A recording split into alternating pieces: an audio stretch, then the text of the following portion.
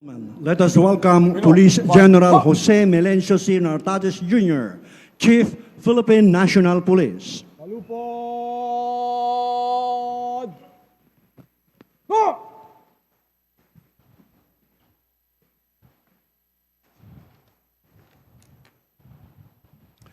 Ladies and gentlemen, good morning, and welcome to the flag raising ceremony with Police General Jose Melencio C. Nartates Jr., Chief, Philippine National Police.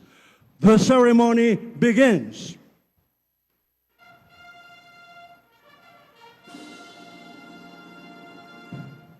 Mga kababayan, awitin po natin ang Lupang Hinirang, ang pambansang awit ng Pilipinas na susundan ng panalangin at panunumpa ng katapatan sa watawat ng Pilipinas. Hugay kamay! Go! Dinero, Kalipunan, at Kawani, hugay kamay. Ha! Mga kababayan, ang pambansang awit ng Pilipinas.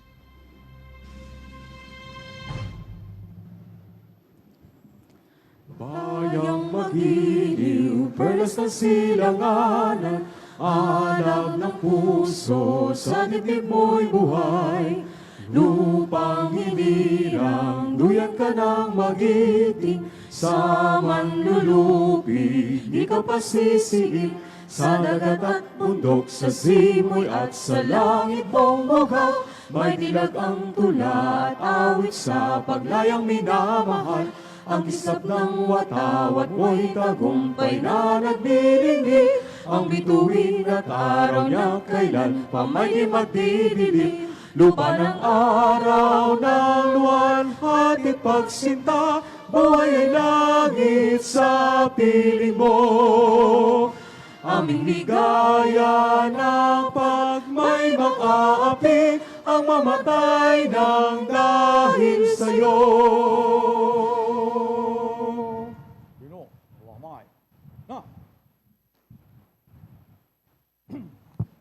Baba kamay! Na!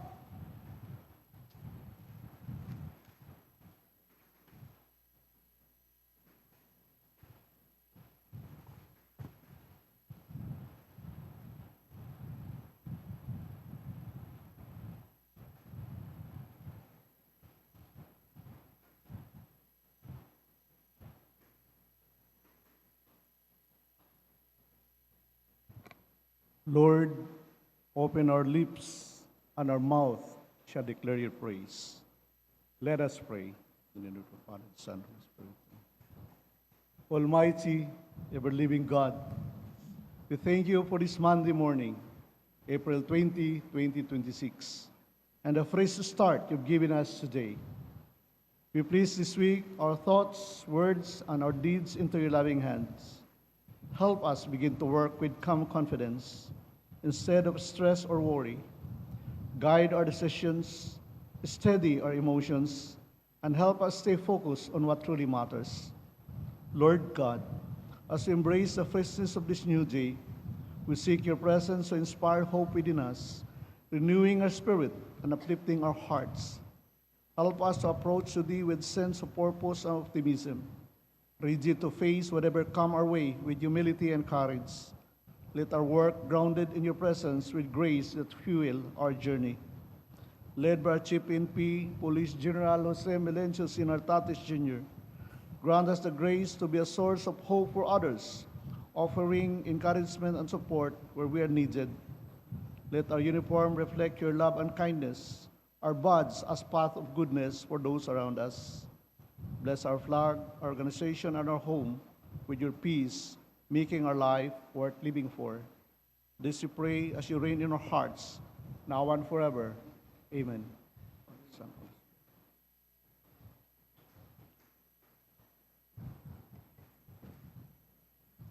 Sabay-sabay po nating bigkasin ang panunumpa ng katapatan sa watawat ng Pilipinas.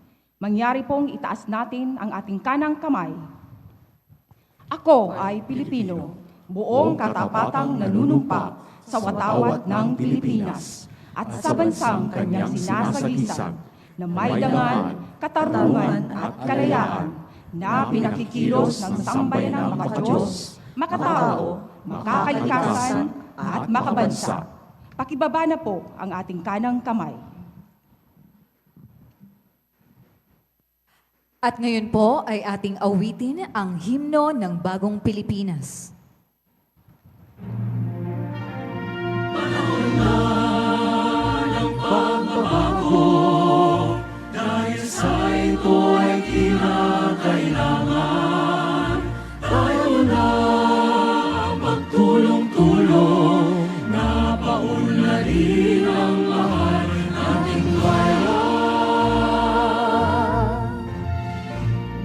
Gawin ng pagbabago patungo sa pag-asenso, ang sikap na mabuti at nang huminhawa tayo.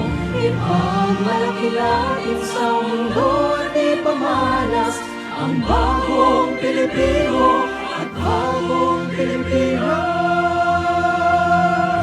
Panahon na ng pagbabago at manguna sa kahit anong larangan. Ang tagumpay ay karangalan, ianay mo'y handog natin sa bayan. Ilang ulit na napatunayan ng Pilipino ang husay at lakas, kagandahan at talento, handang makipagpalit sa kahit anong oras. Ang bagong Pilipino at bagong Pilipinas. Ipagmalaki natin sa mundo at ipamalas ang bagong Pilipino at bagong Pilipinas.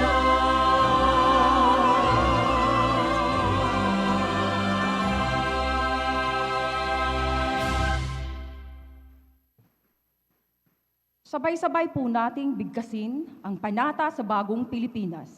Mangyari pong itaas nating muli ang ating kanang kamay. Bilang Pilipino, buong pagmamalaki kong isa sa buhay ang bagong Pilipinas. Buhay sa aking dugo ang lahing dakila, magiting at may dangal. Palaging dadalhin sa puso, isip at diwa ang aking pagmamahal sa kultura at bayang sinilangan. Kaysa ng bawat mamamayan, iaalay ko ang aking talino at kasanayan sa pagpapaunlad ng aking bayan. Taglay ang galing na naaayon sa mga pandaigdigang pamantayan. Magiging instrumento ako sa pagsulong ng kagalingan, karunungan at kapayapaan.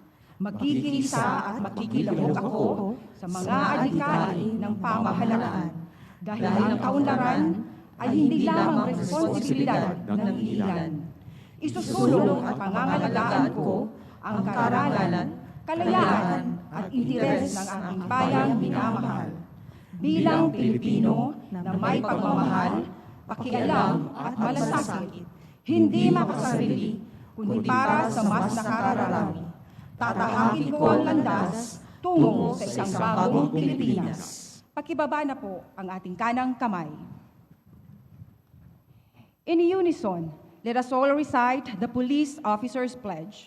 I will love and serve God, my country and people. I will uphold the Constitution and obey legal orders of the duly constituted authorities. I will oblige myself to maintain a high standard of morality and professionalism. I will respect the customs and traditions of the police service, and I will live a decent and virtuous life to serve as an example to others. Ladies and gentlemen, let us hear the message of the Chief, Philippine National Police, Police General Jose Melencio Nartates Jr. Isang magandang umaga ng Lunes sa ating lahat. Ang ating command group na pinangungunahan ng ating Deputy Chief for Administration, Police Lieutenant General Bernard M. Banac, ang ating Deputy for Operation, Lieutenant General Edgar Alan Ocobo, ang ating Chief of Staff, Lieutenant General Nery Ignacio, ang ating Inspector General of the Internal Affairs Service, Attorney Brigido Dulay, sir, ang ating mga magigiting na Director of the Directorial Staff, Director of the National Support Unit, the Director of the Chaplain Service, Brigadier General Jimmy Serenia, men and women of the Philippine National Police, magandang umaga sa ating lahat. Let me begin with our operations. I commend all units for your performance over the past week. Our Safer Cities initiative is delivering results from high violation numbers from during the first days of implementation. We are now seeing a steady decline down to around 7,000 by April 17. This clearly shows that our strategy is working and that we are moving in the right direction. In the first 9 days of operations, we have recorded a decline in focused crimes, particularly crimes against persons. This is the direct result of your doing your job. We recognize that the initial phase of implementation came with operational challenges and public scrutiny. There were incidents that went viral and were heavily criticized, but under the clear guidance of our SILG Secretary Junvic Remulla, we corrected, refined, and enforced proper standards on the ground. Ngayon, mas maayos, malinaw, at mas epektibo ang pagpapatupad. This is enforcement reform and we will institutionalize this nationwide. I also commend the anti-kidnapping group for the safe rescue of a kidnapping victim last April 15 in Parañaque City. The operation resulted in an armed encounter where 4 suspects were neutralized. But the victim is safe. That is our priority. While we consider the case closed, we continue to review whether there are other individuals involved, particularly in relation to previous kidnapping for ransom incidents. To our AKG personnel, job well done. Third, I would like to highlight the recent armed encounter in Lanao del Sur between the DI, Maote Group, and our joint PNP and AFP forces while serving a warrant of arrest. No one was injured on the side of our government forces, but 10 members of the group were killed, including their leader and the sub-leader. This is the reality of law enforcement. We face resistance, we face danger, but we do not retreat. We do not hesitate. We enforce the law. On the issue of the PNPA hazing incident, the relief of involved personnel is part of our commitment to a fair, impartial, and thorough investigation. Those found liable will be held accountable. We must always remind ourselves that authority is never a license for abuse, but a responsibility to serve with fairness, restraint, and respect for human dignity. Discipline within our ranks is not meant to punish, but to correct, guide, and ultimately preserve the honor and integrity of the organization. Kukunti lang sila. There are just a few of them. So I encourage each and every head of offices. Especially recently, we have a viral situation over a bus lane in EDSA involving a patrol or a coaster PNP-owned, driven by a police personnel, particularly in LLSS. Clearly, it shows the state of discipline over our drivers. Biruin mo, papasok sa bus lane, hindi naman dapat doon dumaan. And that is yun na lang ang parating disiplina ng ating mga drivers. So I remind and I'm asking the concerned directorial staff to issue the corresponding reminders, okay, and to ensure that corrective, whether punishment, be served to that erring personnel. As we begin this week, stay focused, disciplined, and keep delivering results, because every operation we conduct is about protecting lives and securing our communities. Together, let us carry forward the spirit of a bagong PNP para sa bagong Pilipinas. Serbisyong mabilis, tapat at nararamdaman. Thank you very much, sir.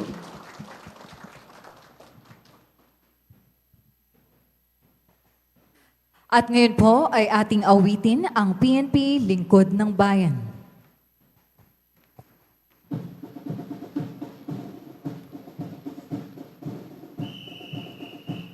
Pantay ng katahimikan, PNP lingkod ng bayan, kriminal aming kalaban, mamamayan paglilingkuran. Sa bayan at mamamayan, PNP ang inyong sandigan, integridad, disiplina at kasanayan, gabay sa tungkuling alay. Maka-Diyos at makabayan, makatao at makakalikasan, sa tungkuling aming karangalan, ihandog ang iisang buhay. Batas ay patutupad, pantay-pantay para sa lahat. Walang mayaman o mahirap, ang dulot sa bayan ay galak. PNP, mamamayan, matulungan, kaayusan, katatagan, ating kamtan. Kalakalan, unlad na tunay, kapayapaan ay ating tagumpay. Maka-Diyos at makabayan, makatao at makakalikasan, sa tungkuli aming karangalan, ihandog ang iisang buhay. Ihandog ang iisang buhay.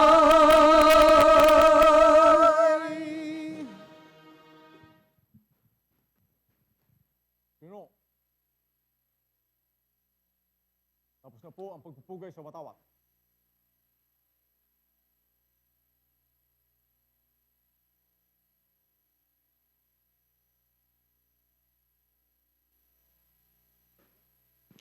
And that concludes the ceremony. Magandang umaga po at mabuhay ang Philippine National Police.